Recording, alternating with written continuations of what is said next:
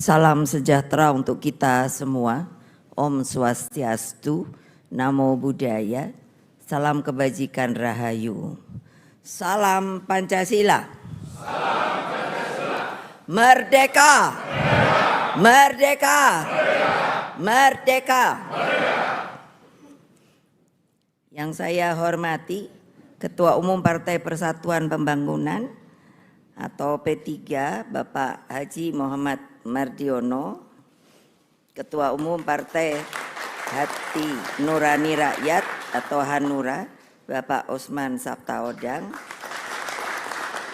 Ketua Umum Partai Persatuan Indonesia atau Perindo Bapak Haritanu Sudibyo,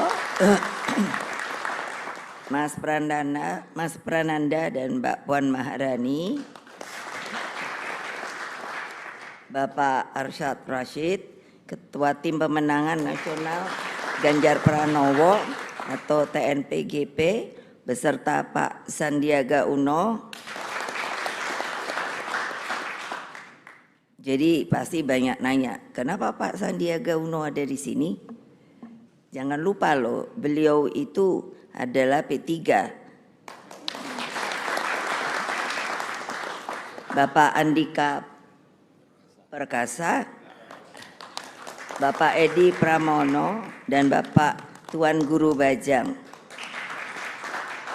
Perwakilan relawan dan tentunya rekan-rekan pers yang